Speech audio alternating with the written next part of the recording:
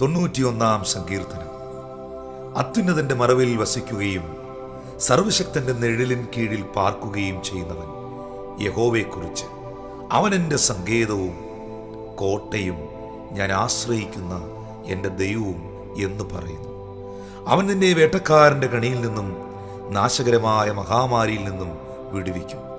തൻ്റെ തൂവൽ കൊണ്ട് അവൻ നിന്നെ മറയ്ക്കും. അവൻ്റെ ചിറകിൻ കീഴിൽ നീ ശരണം പ്രാപിക്കും. അവൻ്റെ വിശ്വസ്തത നിനക്ക് പരിചയും പലകയും ആകുന്നു.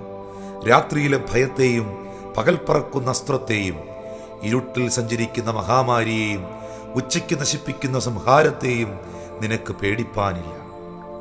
നിന്റെ വശത്ത് 1000 പേരും നിന്റെ വലത്തുവശത്ത് 10,000 പേരും വീഴും, എങ്കിലും അത് നിന്നോട് അടുത്തു വരികയില്ല.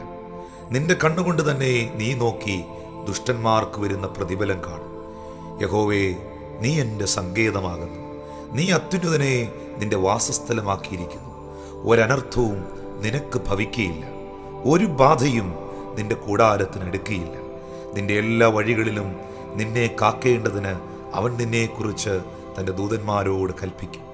നിന്റെ കാൽ കല്ലിൽ തട്ടിപ്പോകാതിരിക്കേണ്ടതിന് അവർ നിന്നെ കൈകളിൽ വഹിച്ചുകൊള്ളും. സിംഹത്തിന്മേലും അണലിമേലും നീ ചവിട്ടും.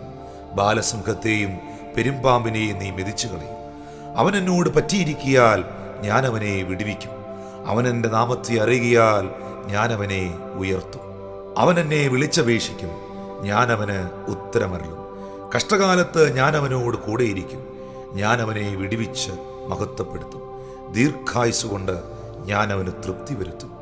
എൻ്റെ രക്ഷയെ ഞാൻ അവന് കാണിച്ചു.